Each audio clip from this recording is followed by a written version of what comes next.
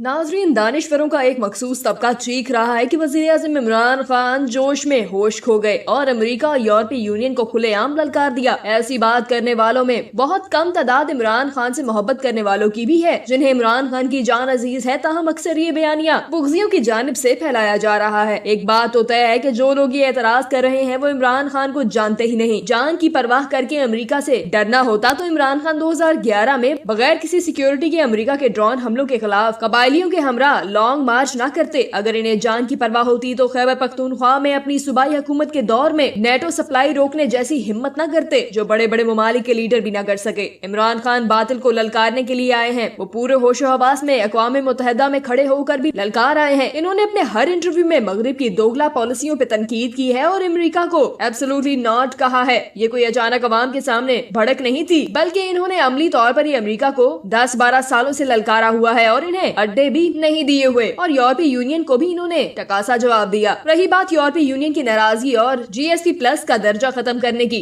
तो ये लोग भूल जाते हैं कि यूरोप को भी पाकिस्तान की सख्त जरूरत है। हम दुनिया की 5वीं बड़ी मार्केट हैं। हमारी जोग्राफियाई लोकेशन ही ऐसी है कि दुनिया हमें नजरअंदाज नहीं कर सकती। यूरोप हमें जितना दबाएगा हमसे इतने ही दूर होते जाएंगे। अमेरिका और यूरोप कभी नहीं चाहेंगे कि इनका इत्तेहादी इनसे बिल्कुल अलग होकर रूस और चीन का होकर रह जाए। इमरान खान ने यूरोप को तबाह करने की नहीं बल्कि अपने मुल्कों की खुद मुख्तारी की बात की है। इन्होंने कहा है कि हम अमेरिका से भी दोस्ती करेंगे, यूरोप से भी, रूस से भी और चीन से भी। इनका मौक़िफ़ बड़ा वाज़ेह है कि हमें किसी की डिक्टेशन नहीं चाहिए। हमारी सलामती को कोई चैलेंज न कर सके। इन्होंने ऐसी कोई अनहोनी बात नहीं की कि दानिश्वर खुद को पॉलिसी साजों से ज्यादा ज़हीन करार देकर इमरान खान को होश में रहने के मशवरे दें। 10 रुपए का पैकेज करवा लिया है तो इसका ये मतलब नहीं है कि तुम वज़ीर-ए-आज़म के मुशीर लग गए हो। इमरान खान ने तमाम रिस्क कैलकुलेट करने के बाद ये फैसला लिया है। वो इस फैसले की खातिर अपनी जान पर खेल सकते हैं। वो अमेरिका के डर से खुद ही खोने वाले नहीं है। वो पूरे होश आवाज में पाकिस्तान की लॉन्ग टर्म मफादात के पेश नजर फैसले ले रहे हैं। हमें कभी खारजा पॉलिसी की समझ नहीं आई। बस ऐसा लगता था जैसे यजीद से भी मरासिम और हुसैन को भी सलाम। ऐसी खारजा पॉलिसी होती रही हमारी। मुल्की मफाद किसी तरफ होता और मुल्की लीडरान दूसरी तरफ चलते नजर आते थे। तो यही सोचती थी खारजा पॉलिसी शायद इसी मुनाफकत का नाम है। फिर इमरान खान की हुकूमत आई तो पहली बार पता चला खारजा पॉलिसी क्या होती है।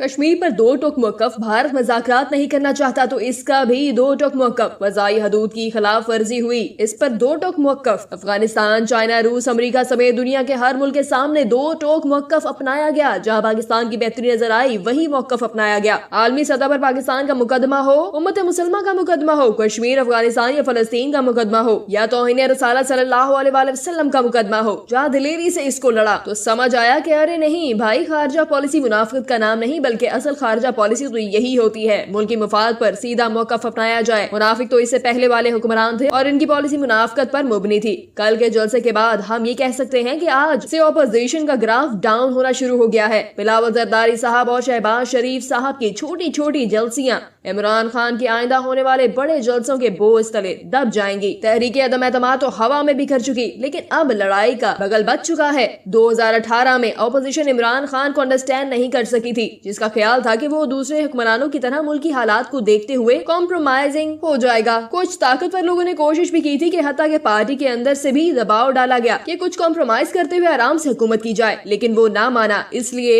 इस बार ऑपोजिशन खौफनाक लड़ाई लड़ेगी, क्योंकि ये इनका आखिरी चांस है। अगर इस बार ये हार गए तो हमेशा के लिए माजी का किस्सा बन जाएंगे। इमरान खान की शिकस्त ही इनकी आखिरी उम्मीद है। इस बार लड़ाई बहुत खौफनाक होगी। ये लड़ाई खौफनाक से खूनी तक का सफर भी कर सकती है। ऑपोजिशन और मौलाना फजलुर रहमान साहब हम हमेशा मदरसे के तालिब इल्मों को लॉन्च कर देते हैं, लेकिन शायद इन्हें अंदाजा नहीं है कि इमरान खान ने भी कोरोना के दौरान टाइगर फोर्स भर्ती कर ली थी। मैंने इस वक्त भी कहा था कि ये टाइगर फोर्स सिर्फ कोरोना के लिए नहीं बल्कि ये वो सनद है जो बवक्त जरूरत काम आएगी। आइंदा आने वाले दिन बहुत खतरनाक है। ये अलग बात है कि इमरान खान कहीं नहीं जा रहे, वो अपनी मुद्दत पूरी करेंगे, बल्कि अगले इलेक्शन में भी भारी अक्सरियत से जीतेंगे। लेकिन ये इतना आसान नहीं, क्योंकि इस वक्त मुल्क की सारी सियासी पार्टी मुत्तहद हो चुकी हैं। इमरान खान ही इनके रास्ते की वाहिद रुकावट है। वो जानते हैं कि अगर इस बार भी इमरान खान जीत गया तो फिर हमेशा के लिए वो गुम हो जाएंगे। इसलिए इस बार लड़ाई खौफनाक होगी, लेकिन जीत हमेशा सच की होती है। अब फैसला आपने करना है कि आप सच के साथ खड़े होते हैं या हमेशा की तरह किसी वडेरे इलेक्टेबल के पांव छूते हुए अपनी जान, माल, वोट इस पे निछार करते हैं। एक नामालूम सी छोटी सी तहसील ने तो फैसला कर दिया। इंतजार इस बात का है कि अब आप क्या फैसला करते हैं। جس کا باپ ایک ہے وہ پاکستان کی خود مختاری کا دفاع کرے گا، جس کے باپ درجن سے زائد ہیں وہ آئیں بائیں شائیں کر کے بھیگی بلی بن کر بولے گا کہ امریکہ اور یورپی خداؤں سے پنگا مت لو ورنہ نقصان اٹھاؤ گے۔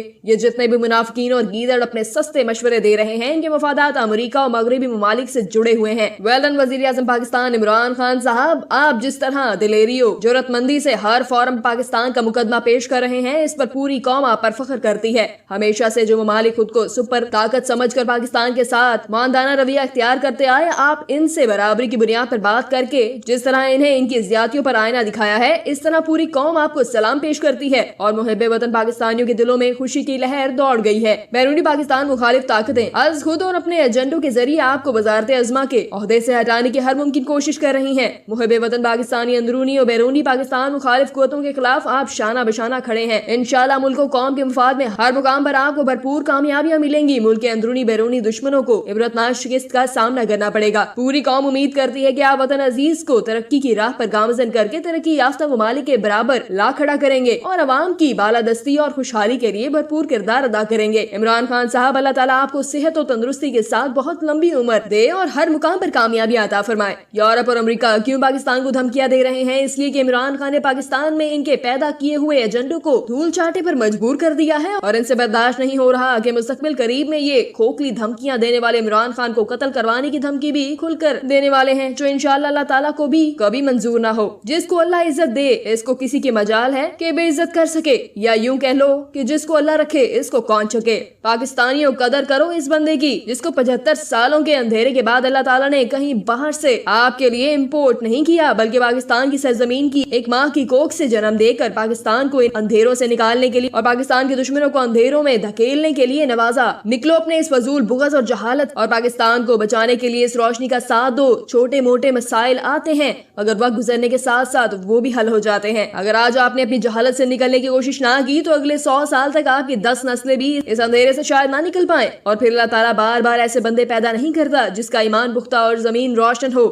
آپ لوگوں نے تو اپنی زندگی اندھیروں میں گزار لی کیونکہ اس بندے کے بغض میں اپنے بچوں اور بچوں کے بچوں کو اپنی طرح اندھیروں کی گود میں پھینکنا چاہتے ہو۔ اللہ کو مانے اور اپنے بچوں کے مستقبل کا سوچیں۔ تحریک اعتماد اپوزیشن نہیں بلکہ امریکہ اور اس کے اتحادی لا رہے ہیں۔ امریکہ کا تھنک ٹینک بھاپ گیا ہے کہ عمران خان ان کے دباؤ میں نہیں آئے گا اور نہ ہی وہ امریکی صدر کو یس باس کہے گا۔ اسی لیے جو بائیڈن نے عمران خان کو ڈائریکٹ کال نہیں کی بلکہ کچھ لوگوں کو بیچ میں ڈال کر پریشرائز کرنے کی کوشش کی، جس میں فیڈز میں پاکستان کو گرے لسٹ سے نکلنے نہ دینا، پھر سعودی عرب کا اپنا $2 ارب واپس مانگنا اور IMF کی کڑی شرائط رکھ کے عمران خان کو دبانے کی کوشش کرنا تھا۔ جب تمام تر حکمت عملی میں ناکام ہو گئی تو ان میر جعفر اور میر صادق نواز زرداری حواریوں کے ذریعے لا رہے ہیں، جن کی اولاد جائیدادیں کاروبار انویسٹمنٹ امریکہ برطانیہ یا یورپی ممالک میں ہے، جسے امریکہ پسند نہیں کرتا، اسے راستے سے ہٹا دیتا ہے۔ پاکستانیوں تیار ہو جاؤ، اس بار یہ روایت ختم کرنی ہے۔ اس بار ہم اپنے آزاد خود مختار پاکستان کے ساتھ تن من اور دھن سے کھڑے